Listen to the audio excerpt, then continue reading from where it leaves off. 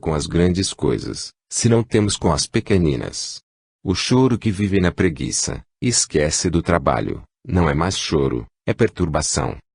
Precisamos ter coração que sente, guardar silêncio e calma nas horas de tempestade na família. Educação começa nos primeiros meses de idade. Mesmo que os pais sejam obrigados a trabalhar fora, ainda sobra tempo para se dialogar com a criança. Mas as crianças ficam com almas mercenárias, que vão dar-lhes tranquilizantes. Chico faz uma pequena pausa e destaca o problema da criança carente. Não conhece uma cidade que não tenha periferia sofredora. Mesmo São Bernardo do Campo tem periferia sofredora. Visitei Poços de Caldas. Meu coração doeu quando li numa loja: menino pidão, semente de ladrão. Emmanuel costuma dizer, quando estava mais divulgada a doutrina de Moisés, os rabinos não falavam na palavra caridade, mas os textos mandavam assistir o próximo como obrigação, pura e simples. Era dever auxiliar aquele que perto de nós estava passando necessidade. Precisamos encarar a vida com paciência, coragem e, sobretudo, compreensão humana. Eu termino com uma pequena história. Havia um incêndio na floresta. Um pequeno pássaro enchia as asas de gotas de água e as jogava no incêndio. Os outros pássaros riam. O pequeno pássaro explicou-lhes que não tinha pretensão de apagar o fogo, mas que estava fazendo o que podia. O poder divino pode mais, mas não é o rindo que vamos resolver. Vamos dar as nossas gotas de tempo, de esforço, de dinheiro, até que cheguem os bombeiros. Temos que fazer assistência. Precisamos sentir que o perigo na casa do vizinho, também é perigo que nos ameaça. Quando Chico encerrou, ficamos a meditar naqueles que criticam o trabalho assistencial espírita, alegando que nós não resolveremos o problema do próximo, e recordamos-nos ainda de Madre Teresa de Calcutá: sei que o meu trabalho representa uma gota no oceano, mas sem ela o oceano seria menor. Trabalhar pela criança carente, prevenindo futuros suicídios, tanto quanto doar aos nossos filhos carinho, atenção e tempo, é zelar pela felicidade deles e nossa também. 22 de janeiro de 1983. Depois de vários dias de chuva ininterrupta, Uberaba, no dia 22 de janeiro de 1983, amanheceu sob um sol abrasador. A tarde estava convidativa e o Chico parecia bem disposto, sorrindo para todos.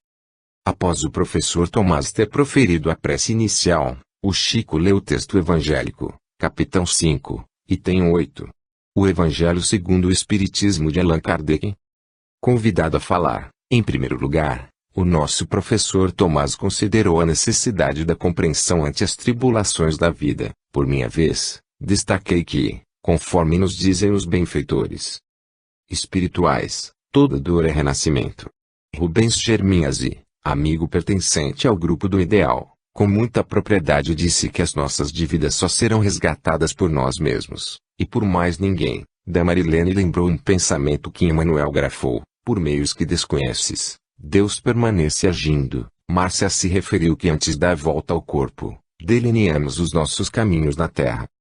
Vários outros amigos compareceram pela palavra na interpretação do texto, sendo que, pelo que percebemos, uma explicação se ajustava perfeitamente à outra, como peças que se encaixassem. Inspirando os vários oradores, os espíritos socorriam-nos a todos através das orientações que saltavam dos seus lábios.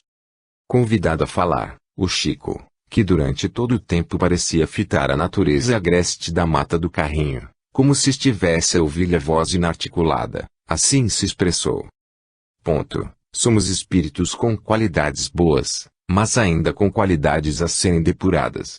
Desencarnamos sempre com um certo crédito a nosso favor, mas com um débito ainda maior. Quando demonstramos boa vontade, aceitação, os benfeitores da vida maior nos auxiliam a descobrir o caminho. Quando nós nos rebelamos e acreditamos que Deus deve ser um empregado nosso, então é diferente, naturalmente, que não temos o direito de escolher o que seja melhor. É o caso de uma criatura entre nós que age ultrapassado a sua capacidade de ser uma pessoa agressiva. Todos somos, mas aquele que passa do grau perde o direito de escolher a vida que vai ter dali para adiante. Devemos estar prontos sempre a reparar as nossas lutas com espírito de reverência à bondade de Deus. Nascemos e renascemos com determinados tipos de provação, Isto fica evidente nas tendências com determinadas criaturas, parentes. Temos de fazer força para superar essa aversão, essa diferença, para que tenhamos bem aproveitada a oportunidade. Reencarnação. Convivemos com pessoas que de certo modo, nos vampirizam, levam as nossas forças, nos obrigam a explicações estafantes. Vamos fazer força para reclamar sempre menos e auxiliar sempre mais. O grifo é nosso. Pedimos ao alto, pedimos ao Espírito amigo, ao Espírito benfeitor que nos socorra, nos ajude, mas eles também estão pedindo de nós outros uma resposta. Essa necessidade de vermos a fatalidade que criamos até ontem. Não, movimentemos a capacidade de renascimento interior de que dispomos para recomeçar a nossa vida. O futuro nos espera para ver a cópia de nossos erros e nossos acertos. Precisamos aproveitar mais, de toda maneira, a nossa experiência terrestre, deixar para trás o que representa riscos maiores. A tribulação é um clima de escola. O grifo também é nosso. Quando nós nos inclinamos a fazer conscientemente aquilo que sabemos não ser o melhor, vamos fazer força para fazer o bem. Quando Chico encerrou, ficamos a meditar que, de fato, a reencarnação tem sido muito mal aproveitada por nós outros, nós que malbaratamos o tempo, perdendo excelentes oportunidades de crescimento interior por picuinhas. Muita gente tenta nos convencer, ou às vezes somos nós mesmos que lutamos para tanto, e que, estando no mundo, precisamos de levar uma vida consentânea com as exigências e os protocolos da Terra. Com a prece final, nos voltamos para a tarefa de repartir os singelos obólios com os nossos irmãos da vila, imaginando quão dura tem sido para aqueles espíritos a experiência que atravessam. No entanto, não saberíamos dizer onde a dor é maior, se no casebre ou no palácio. Relanceando o olhar para o nosso Chico, vimos quando se inclinava para beijar as mãos de modesta senhora que recolhia das suas, algumas cédulas, ajuda simbólica de poucos centavos, mas que oculta inestimável valor no câmbio divino. 5 de fevereiro de 1983. Na reunião de 5 de fevereiro de 1983, o capitão 14 do Evangelho segundo o Espiritismo, honrai o vosso pai e a vossa mãe, no seu item a parentela corporal e a parentela espiritual, foi estudado no grupo do abacateiro.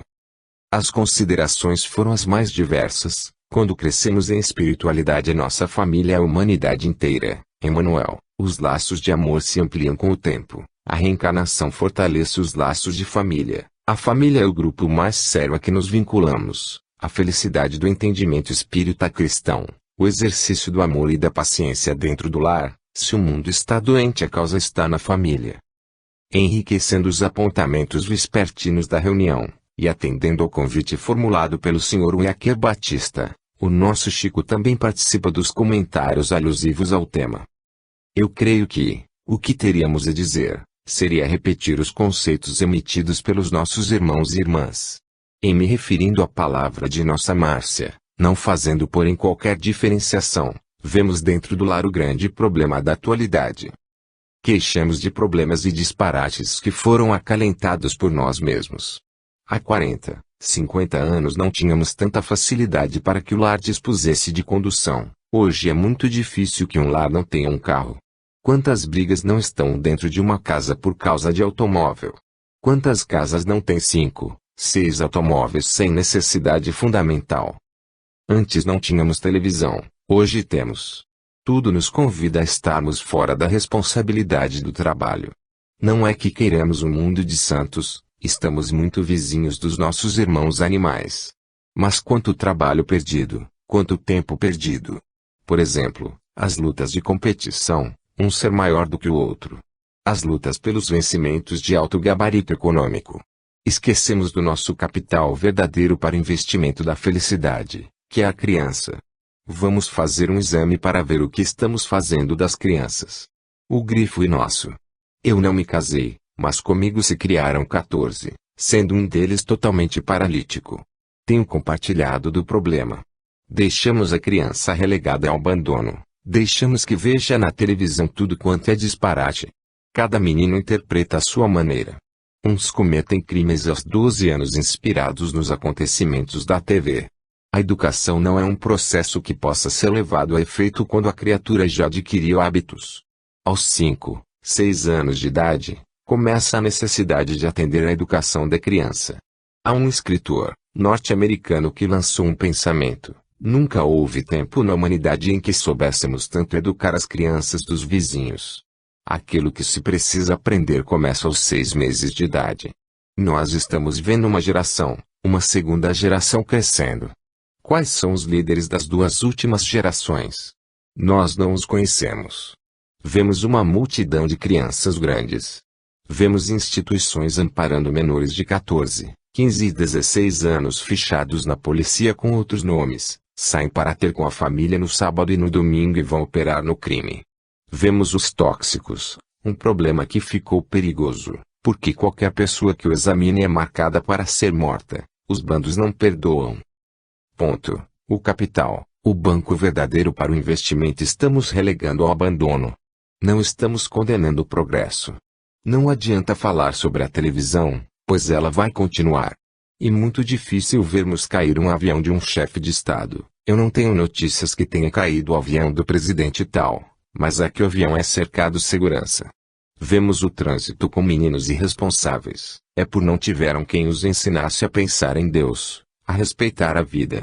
É um problema para cada um de nós. Temos pais que dão tudo aos filhos, mas às vezes aparece um que destoa de tudo. Aí vemos o problema reencarnação. Aparece alguém na família mais venerável que, às vezes, desfigura o nome da família. Há uma corrente de psicologistas que dizem que isto é uma tolice, mas existem uma corrente muito grande de sábios descobrindo as flores conversam. Filhos diferentes vêm como testes para nós. Precisamos ter muita paciência. Pensemos nisso tudo e não abandonemos o diálogo. Desnecessário que acrescentemos alguma coisa. 26 de março de 1983. A reunião do sábado, dia 26.03.83, trouxe-nos aos comentários o capitão 10, no seu item 14, perdão das ofensas. Estávamos na semana que antecede o natalício do nosso querido Chico. No dia 2 de abril ele completaria, como o fez, 73 anos de abençoada existência. Como de praxe, vários amigos falaram sobre o tema da tarde. Digno de nota o que ocorreu, enquanto estudávamos a questão do perdão, um cão de pelos negros passeava, despreocupadamente, por entre as pernas dos companheiros assentados nos bancos. Ele até cheirava mal. Por certo teria rolado nos restos orgânicos de algum outro animal morto, e trazia as patas sujas de lama. Incomodados, alguns batiam levemente com o pé no animal, tentando afastá-lo, até que alguém agarrou pelos pelos. Ele ganhou muito. Para nossa surpresa, porém, o Chico pediu que lhe pusessem o cachorro no colo. E, sem se importar com a roupa que sujava, ele permaneceu boa parte do culto acariciando aquele vira-lata, sussurrando aos seus ouvidos palavras de carinho. A lição foi grandiosa, e, depois que a reunião se encerrou, muitos estavam alisando o animal. Bem, vamos reproduzir agora o comentário de Chico sobre o tema do perdão. Estou ouvindo o nosso Emmanuel que nos pede 1 minuto de consideração em torno dos recursos da nossa inteligência, porque, naturalmente, a providência divina nos permitiu a lucidez de que dispomos para podermos discernir tudo aquilo que seja o bem ou o mal. A natureza em que vivemos, e da qual dependemos diariamente, é um reino em que o Senhor nos situou, para que desfrutássemos de todas as vantagens que Ele nos pudesse oferecer em benefício da nossa vivência e sobrevivência no planeta. Quantas vezes somos perdoados pelos animais? Se as nossas vacas pudessem fazer um sindicato e levar à justiça um requerimento para que não sejam tão maltratadas, tão esgotadas. Se, por exemplo, as árvores frutíferas não nos perdoassem a agressividade exagerada, não teríamos a nossa mesa tão rica para a refeição de cada dia. A natureza é também a face do perdão de Deus para conosco. Quando falamos em perdão, sempre nos colocamos na posição do benfeitor que está apto a perdoar. No entanto, somos tolerados diariamente pela providência divina. Nós, por exemplo, engordamos o suíno. Quem vê o cuidado de uma pessoa engordar um suíno, supõe, naturalmente, que a pessoa está pensando no conforto do animal. Criamos as galinhas, e, quando queremos aproveitar da carne, as chamamos com muita ternura. Vem cá, nega.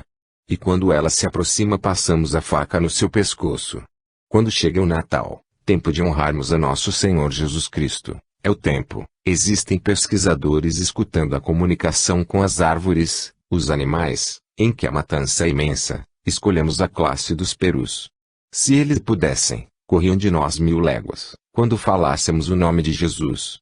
Somos perdoados diariamente. Ninguém vai deixar de se alimentar. A pecuária vai imperar ainda por muitos séculos. Referimos-nos ao excesso. Se 2 frangos bastam, por que matar 20? Se já temos a carne dos perus, por que querer a do bovino, a do porco, a da perdiz? Referimos-nos ao excesso, porque o excesso nos vicia, criando problemas sérios para a saúde.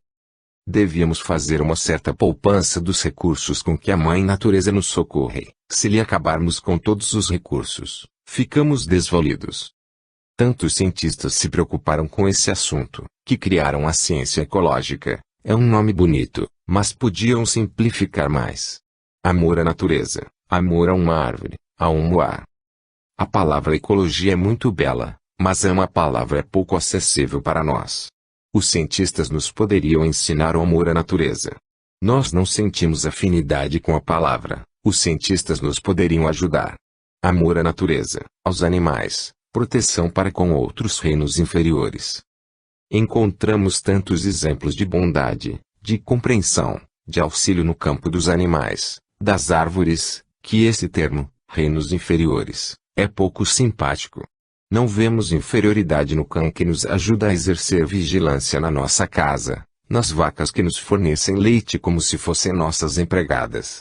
Às vezes, extraímos o leite da vaca, amarrando-lhe o filho à perna. Trabalhei 35 anos no Ministério da Agricultura. Lidei com ovelhas, cabras, muares, cavalos, vacas, touros. Eu vi muita coisa. Não podemos classificar essas criaturas como sendo inferiores. Estão no estágio evolutivo que lhes é próprio. É muito interessante que observemos tudo isso. Agora é uma observação minha, pessoal. Eu trabalhei numa repartição em que o chefe era um homem boníssimo. Ele experimenta a boa vontade, a assiduidade, a disciplinada do funcionário, dando-lhe condução para a sua própria residência, depois que esse funcionário trabalhasse por 12 anos. Para que eu tivesse acesso a uma charrete, trabalhei, portanto, 12 anos. Era considerado um prêmio. Mas, na charrete que eu ia também o almoxarife da repartição. O almoxarife era uma pessoa preparada, um bom companheiro, mas na charrete cabiam apenas 2 pessoas. Eu não aprendi a guiar, não aprendi a guiar nem mesmo a mim próprio. Ele é quem guiava a charrete. O burro que nos auxiliava chamava-se maquinista. O maquinista andava devagar. Para que o maquinista andasse depressa tinha que ser ferido no traseiro, e também para o chefe não ver, pois ele não gostava que se maltratasse os animais. O almoxarife construiu uma espécie de ferrão, para que o maquinista andasse depressa. Meu chefe dizia, engraçado, com esse funcionário, o burro é sempre esperto, ativo. Se o animal não corresse, ele fazia uma ferroada debaixo da cauda, às vezes fazia até sair um pouquinho de sangue. Durante 6 anos com a charrete eu vi isto sem poder dizer nada, pois ele era um chefe intermediário. Às vezes, escondido, passava uma pomada no lugar se eu denunciasse. Ele era pai de família. Depois, ele pediu transferência para os Correios, de Belo Horizonte. No dia da despedida, o maquinista ainda nos levou. Quando voltamos, o burro, muito suado, cansado, trouxe o nosso chefe. Este, então, disse, maquinista, ficamos sem a companhia de fulano de tal, que pena, não é, maquinista. Mas, você trabalhou, está com a consciência tranquila, não é mesmo, maquinista? Eu nunca havia visto um burro rir como um jumento. E ele o fez, umas 40 vezes.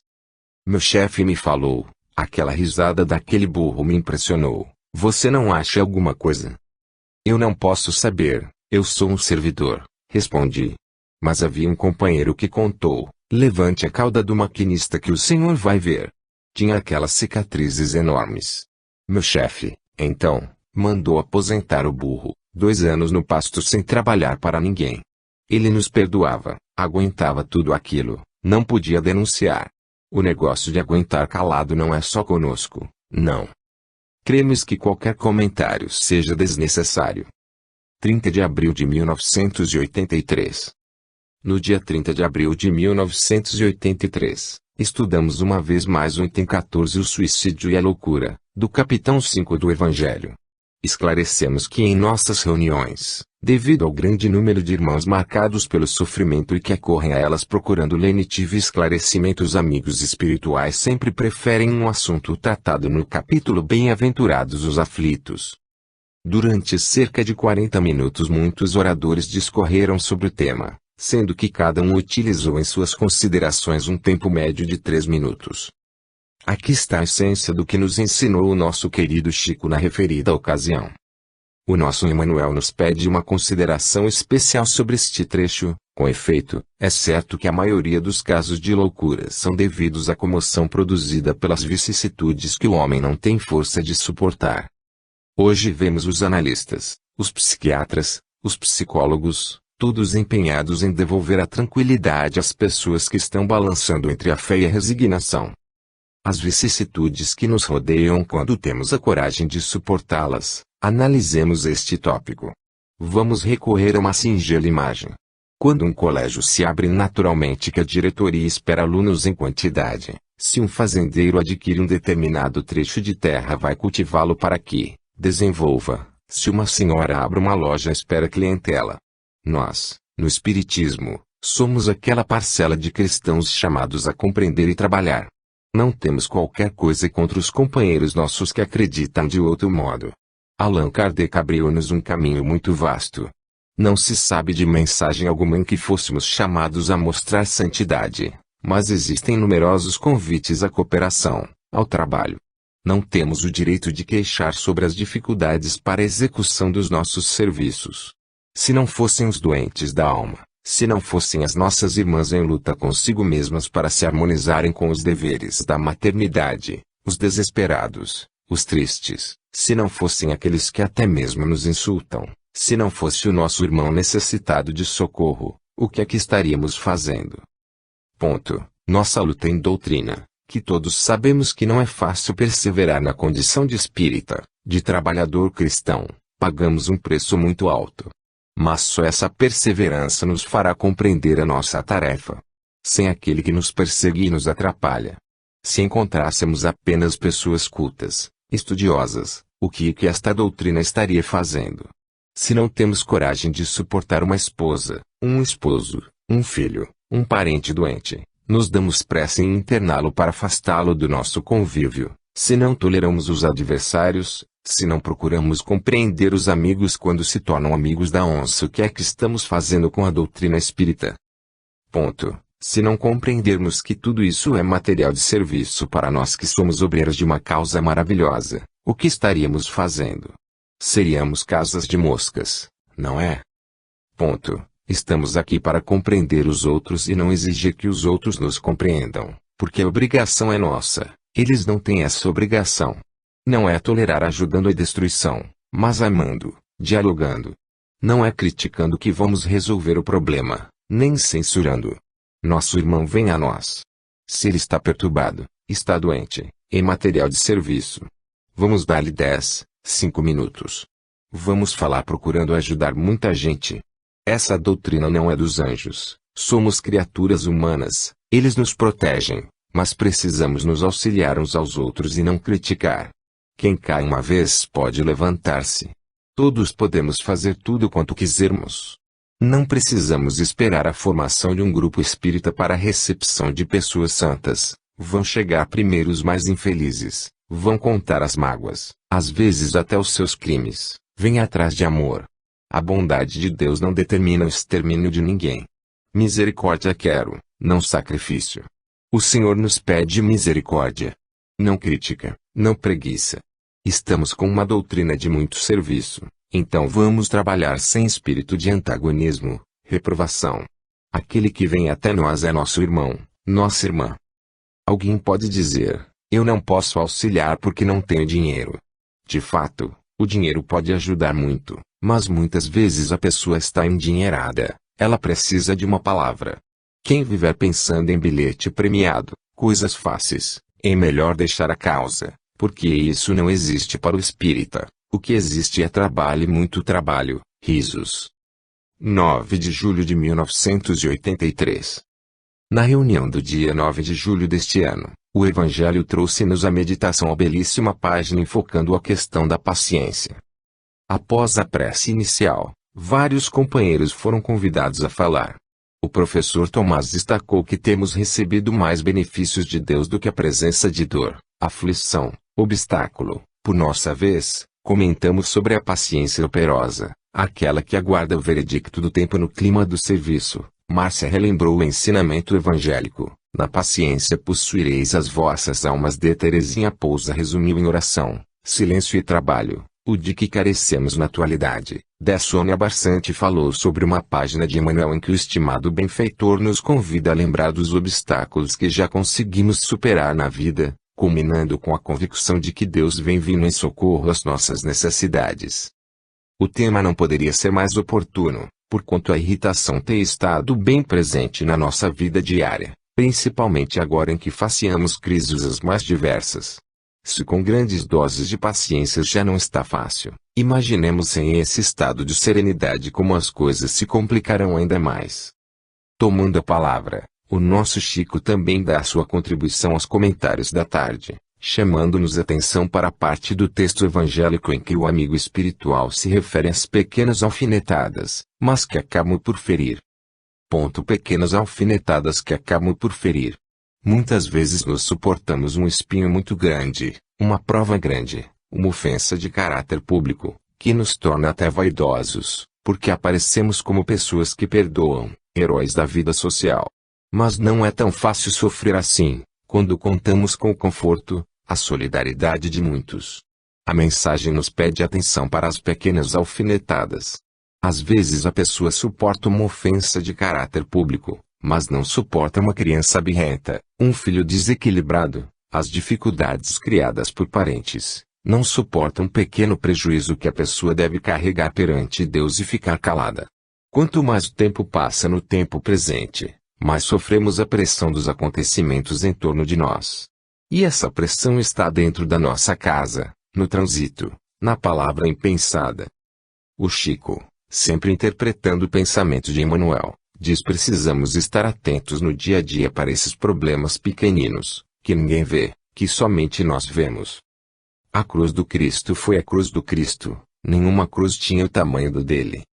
Antes dele, qualquer revolta era punida com a crucificação. Quando da revolta de Spartacus, 30.000 servidores foram crucificados em campo aberto.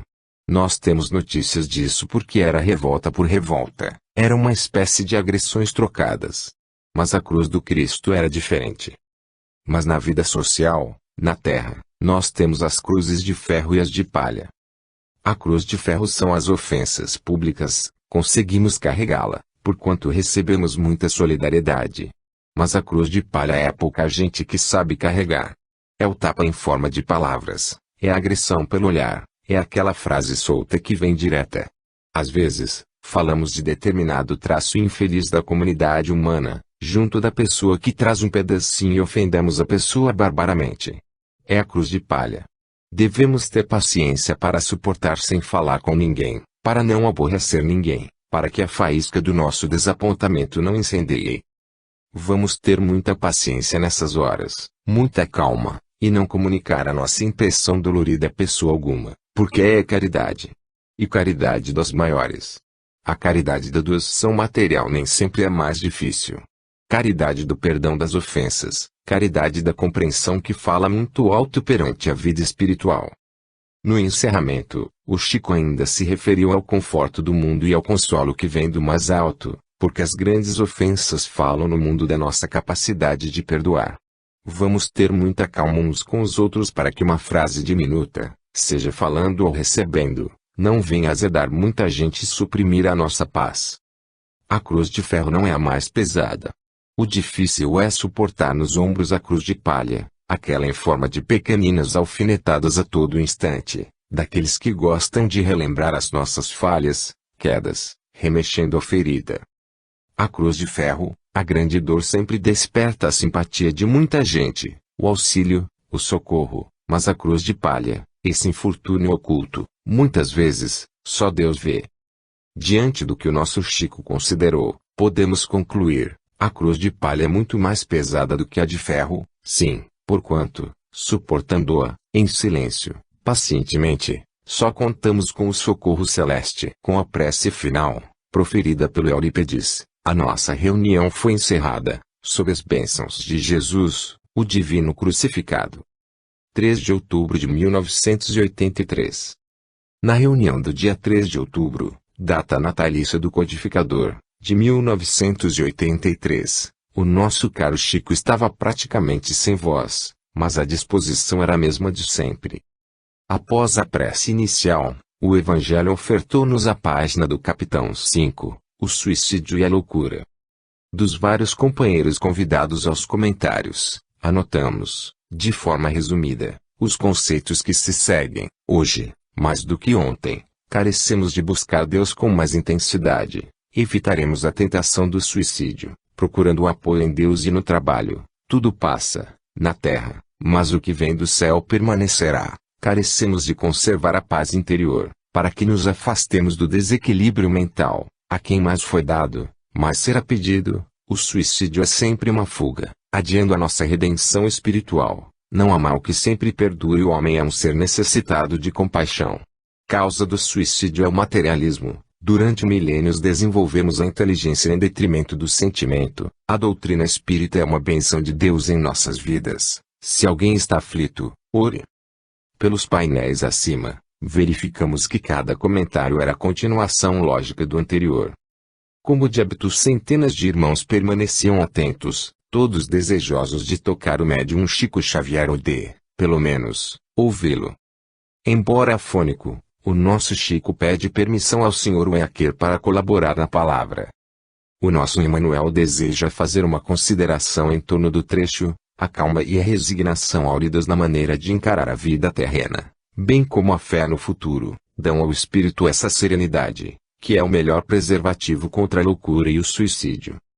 Ponto. No tempo em que os problemas chamados imunológicos nos preocupam a todos, quando a vacina é objeto de campanhas, estamos preocupados com higiene, preservação da saúde humana, e mesmo quando as ciências psicológicas nos previnem dos chamados traumas.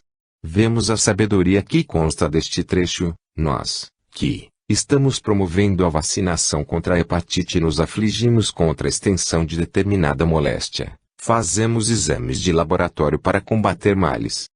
Nós precisamos pensar muito nos problemas da emoção desvairada, da comoção excessiva, descontrolada, de que muitos de nós somos vítimas pela nossa própria imprevidência. Costuma atacar as pessoas mais cultas, de preferência.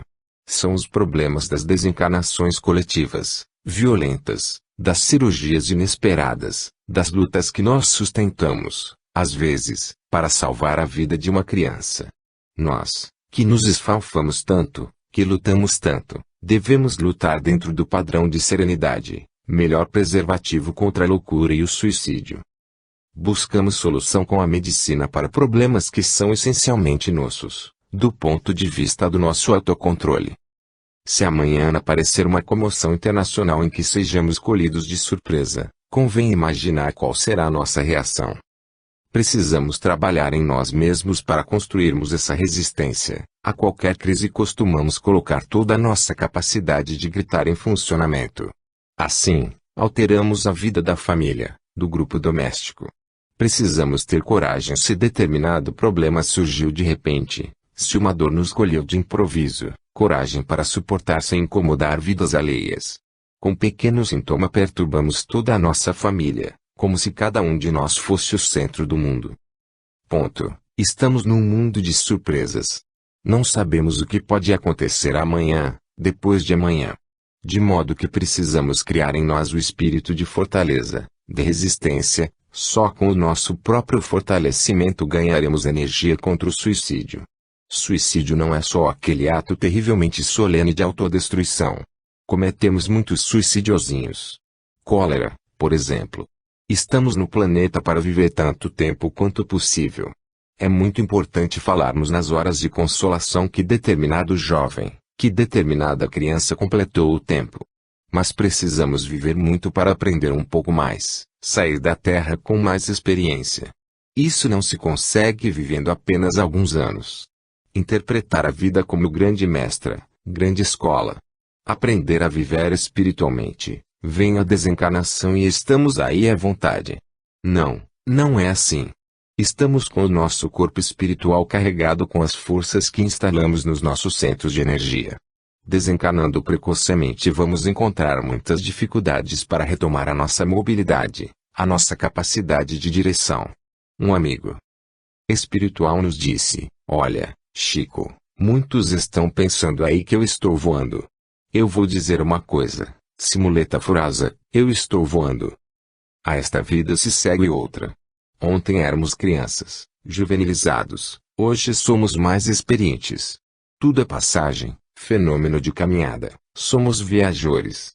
Os antigos druidas, muito antes de Jesus Cristo, diziam que a vida do homem era uma viagem no planeta de pouso. Uns pousam durante 20, 50, 80, 100 e poucos anos, mas é pousada, vamos sair do hotel. Vamos demorar o mais possível, para sairmos com um bom nome, com raciocínio e sentimento educados. Autoeducação, problema básico para nossa paz. A existência na Terra não é um feriado. Não desertemos. O suicídio, afinal de contas, é uma deserção penosa. Não devemos estar correndo a qualquer susto, a qualquer dificuldade, como pessoa incompetente para dirigir o seu próprio corpo ou a sua própria cabeça. Ao som da prece final, proferida pelo Eurípides, agradecemos também a Allan Kardec, o grande mestre lyonês, fiel intérprete do Espírito Verdade, que através dos fatos da mediunidade deu um golpe de morte no materialismo. 12 de novembro de 1983. Na tarde de 12 de novembro de 1983, o Evangelho convidou-nos a refletir sobre o item 2, capitão 6, o Cristo Consolador, com destaque para o último parágrafo. Entretanto, Jesus coloca uma condição à sua assistência e à felicidade que promete aos aflitos. Essa condição está na lei que ensina, seu jugo é a observação dessa lei, mas esse jugo é leve e essa lei é suave, uma vez que impõe por dever o amor e a caridade. Como de hábito, após sermos conscientizados de que cada orador deveria utilizar no máximo 4 minutos, para que tivéssemos um maior número de opiniões sobre o texto lido, vários companheiros foram convidados à interpretação do trecho evangélico. Contudo, passemos logo a palavra de Emmanuel, pelos lábios do nosso Chico, que nos reservava ensinamento inesquecível, a todos os que vivemos queixando das disciplinas que o ato de viver nos impõe. É só uma pequena lembrança do nosso Emmanuel. Diz ele que, na vida primitiva, os seres humanos também primitivos eram tão livres quanto as feras. O lobo se sente em liberdade absoluta, o jaguar, o leão, o tigre. Conseguiram, de certo modo, aceitar o jugo da civilização. Vejamos a colocação do benfeitor espiritual. Os seres considerados, por natureza, indomáveis, acabaram, sob o jugo da própria lei natural, se domesticando. Mas prossigamos com Emmanuel. O homem era livre e não sabia de que modo organizar a sua própria alimentação, mas descobriu o fogo. O fogo só funcionava sob o jugo, porque senão devastava a floresta, devia ser limitado à utilidade. Depois, os homens descobriram o problema da construção. Mas a construção exigia determinada disciplina dos elementos. Depois, uma série de descobertas, o vapor, mas o vapor só consegue acionar a máquina sob jugo. Era do automóvel, mas só serve sob jugo. O motor carece de ser disciplinado, se o dono do carro não tem controle. Temos grandes represas para alimentar a força e a luz, mas as águas servem sob jugo. A eletricidade é uma força maravilhosa que o homem consegue medir, mas ainda não descobriu a origem, só nos serve sob jugo. São transformadores, tomadas, ligações. O avião se eleva a grandes alturas debaixo da lei do jugo. Sem isso, ele teria de voltar à Terra ou se perderia no espaço. Nós estamos submetidos a determinadas leis sociais, leis de jugo. Quando alteramos, vamos além daquilo que a lei nos permite e somos incursos na chamada periculosidade, punidos pela justiça. Então a justiça nos segrega na piedade, ou na impiedade do cárcere. De modo que nós todos estamos sob leis do jugo. Agora, a do Cristo é a mais suave, pois só nos pede amor e caridade para que sejamos felizes. E tão difícil praticar o mal. E depois entrar nas consequências, mas preferimos. O bem não nos iria custar preço algum. O grifo é nosso. Gostamos de fulano, mas esse gostar tem uma limitação, pois não podemos invadir a liberdade dela e escolher o próprio caminho. Para nós é uma espécie de jugo que carecemos de respeitar sob pena de comprometermos o destino. O jugo de Jesus é o mais suave do mundo, é perdoar as ofensas, estender as mãos, quando o vizinho tenha dificuldades, deveremos ampará-lo, não é porque isso seja virtude, mas por dever nosso. Jesus nos ensina o amor e a caridade para que tenhamos paz. Imaginemos, por exemplo, uma pessoa irritadiça, reclamando, ameaçando todos com a morte. Quanta complicação essa pessoa traz para o grupo familiar. Quando não queremos viver o amor, nem a caridade, nos entregamos às pressões excessivas, ou então buscamos o suicídio. Meditemos um pouco no jugo, no dever, na palavra obrigação. Sem as bases que Jesus nos deu, o amor e a caridade, podemos esperar as consequências.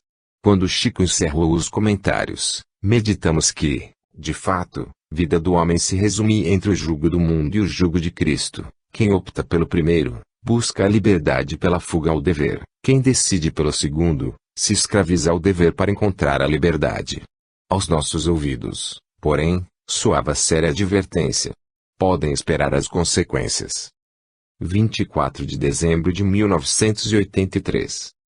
O nosso artigo de hoje bem poderia trazer por título: Chico Xavier à luz das estrelas.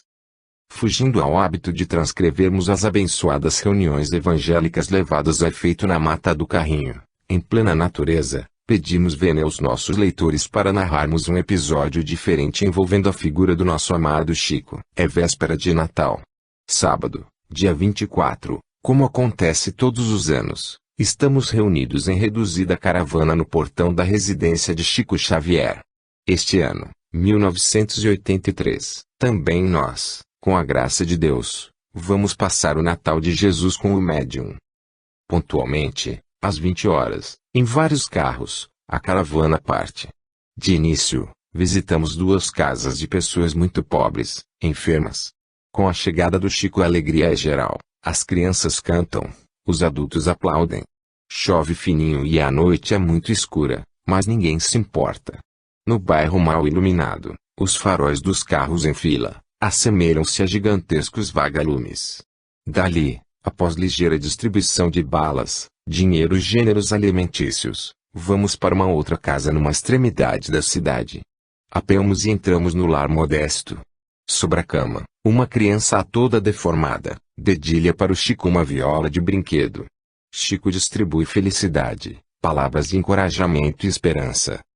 Mais tarde, já quase às 24 horas, estamos no bairro da Abadia, um dos mais carentes de Uberaba. Ali visitamos muitas famílias. Numa casa encontramos 6 irmãos, todos paralíticos. Uma folia de reis se improvisa. Chico ouve com respeito, segura e beija a bandeira que lhes tendem. É assim que minha mãe me ensinou. Uma figura bastante popular nas ruas de Uberaba também aguarda um ilustre visitante. É um rapaz que sofre há muitos anos de hidrocefalia e que anda num carrinho de madeira, mendigando. Ele canta para o Chico canções de amor. Pede cigarro, e o Chico vê se alguém lhe pode arranjar algum. Quando saímos da casa, uma verdadeira multidão nos aguarda. Perto de 1000 pessoas.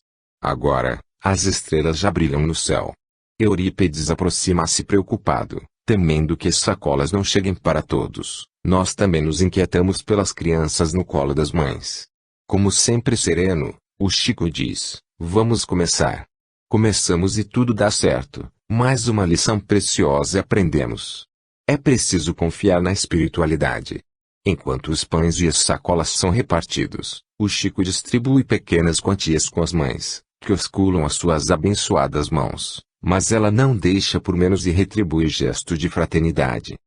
Em seguida, vamos orar numa casa onde existe uma jovem excepcional. Já é quase 1h do dia 25, já é Natal. Jesus está nascendo. O Senhor o quer faz sentido a prece e transmite passes. Chico está sentado sobre uma pobre cama, segurando a sacola de óbolos. Lembro-me, ante o quadro que vejo, dos infortúnios ocultos de que nos fala o Evangelho. Agora, de novo, dentro dos carros, vamos na outra direção. Entramos na casa de Terezinha, há 52 anos, desde que nasceu, sofre em cima do leito. Para cuidá-la, uma irmã renunciou a casar-se, constituir família. Ela vê Chico e chora. Ele lembra-se de ter prometido a ela no Natal passado um lenço vermelho. Lamenta o esquecimento. Ela não fala, apenas gesticula os braços. Quem de vocês tem um lenço vermelho para nossa Terezinha? Pergunta. O lenço aparece ela, agora, sorri como uma criança. E, Terezinha, você foi uma grande bailarina espanhola, não é mesmo? Diz o Chico. Finalmente, surge a última visita do roteiro. São quase 3 horas. É o lar de conhecida família espírita. Fomos visitar uma jovem que, paralítica desde muito, se movimenta numa cadeira de rodas. Ali nos demoramos um pouco mais. Servem biscoitos, bolachas e um delicioso chá de cravo. Conversamos bastante, o Chico responde algumas perguntas. Estamos cansados, é verdade, mas felizes. O Chico. Pronto para outra. Às 3h30 metros nos levantamos, despedimos da família e trocamos cumprimentos com o Chico. Ele nos beija cada um na face. E hora de repousarmos. Não longe, os galos cantam e a noite madrugada é de muita paz. É sempre assim o Natal de Chico Xavier. Visita aos filhos do Calvário. Foi assim também o nosso Natal no ano que passou. Quantas lições de amor ao próximo aprendemos, e temos aprendido, desse bom companheiro, só Deus sabe. Enquanto a cidade dorme, um carro desliza no asfalto, sob a luz das estrelas. E Chico Xavier, o fiel servo do Senhor, na luta pela vitória do Evangelho. Deus o abençoe. 28 de janeiro de 1984. No dia 28 de janeiro realizamos a nossa primeira reunião do ano de 84, contando com a presença do nosso Chico. A tarde mostrava-se convidativa, um sol ameno emprestava ao ambiente uma temperatura agradável. O Chico estava muito feliz por iniciar mais um ano de atividades. Ali, no bairro, nos semblantes das crianças e dos velhinhos, percebíamos alegria pela presença do benfeitor amigo.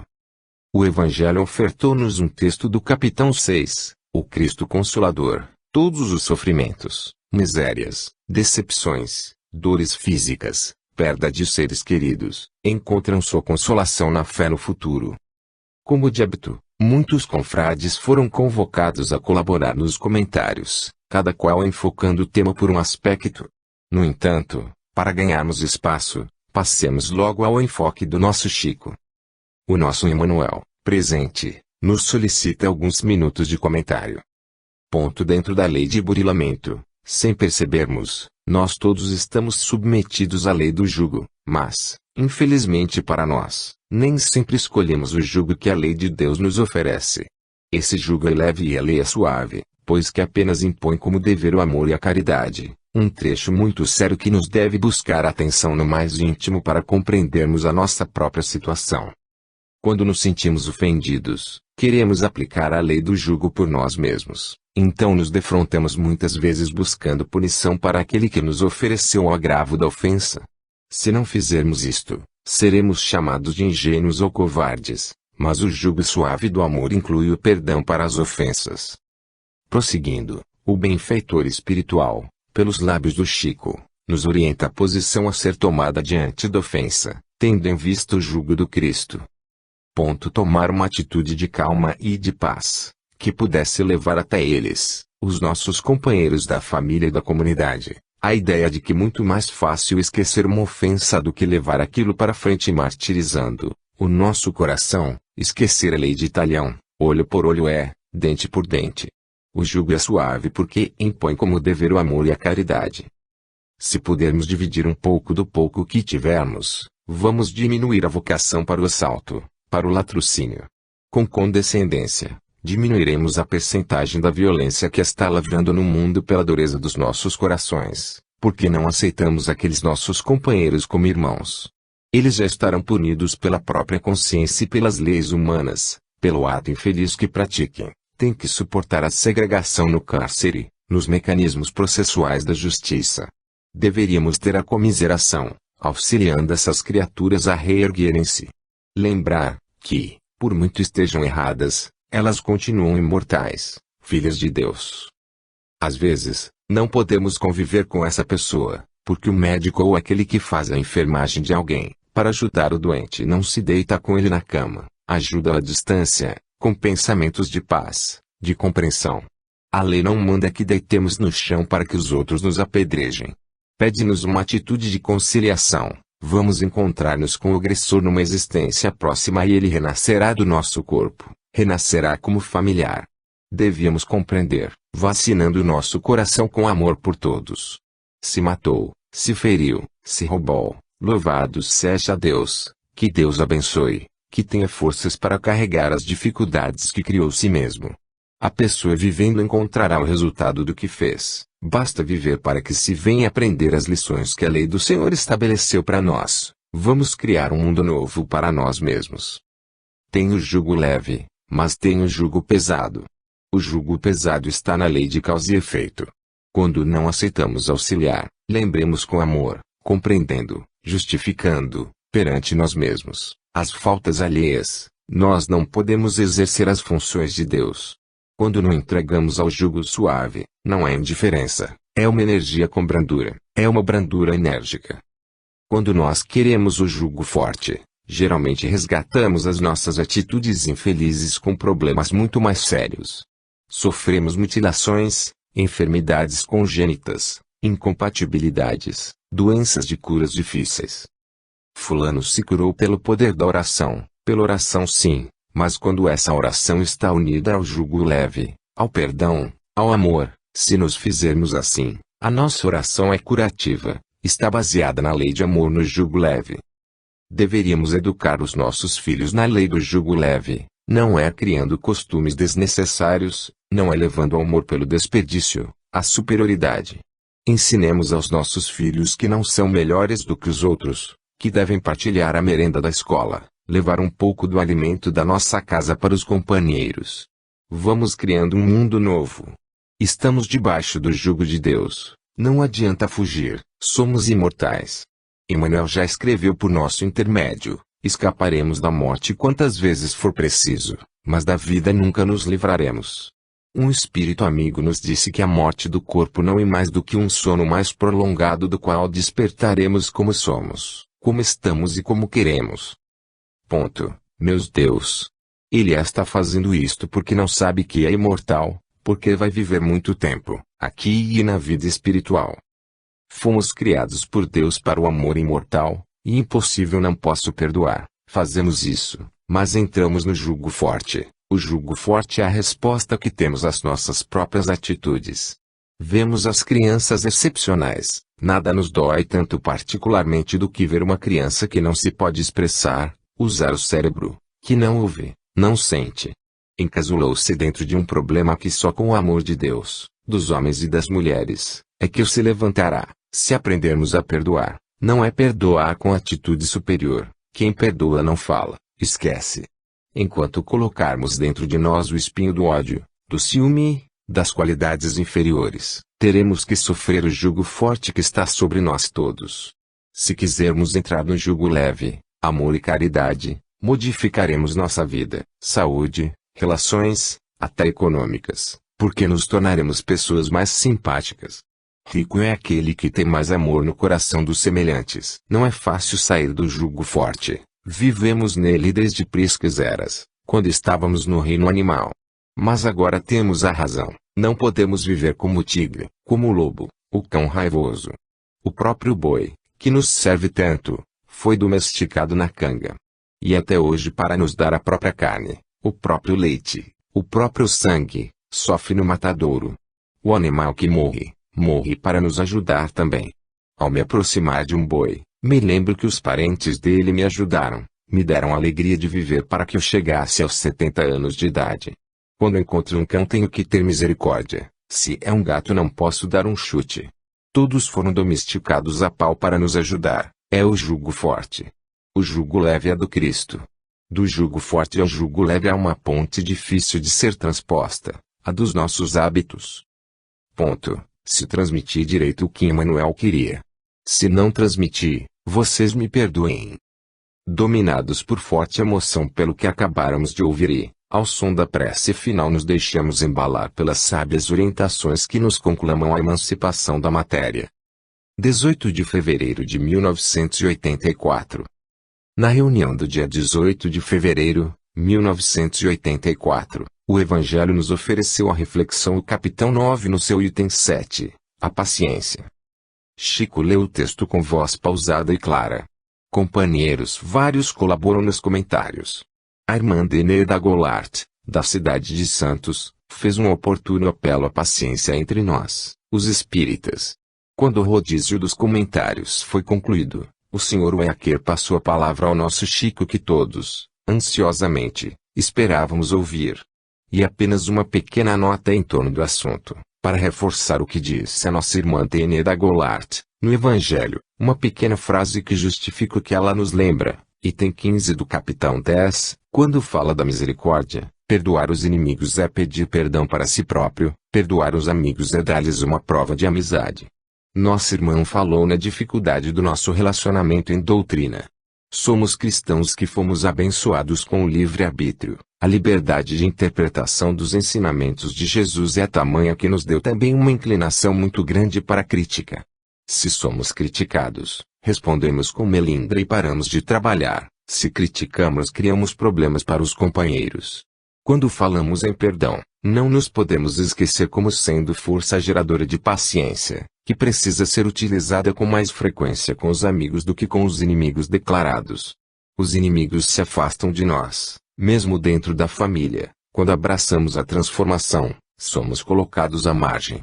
No grupo dos amigos vamos encontrar uma batalha incessante, batalha de humildade construída dentro do nosso coração na superação dos obstáculos em benefício da ideia que defendemos e professamos.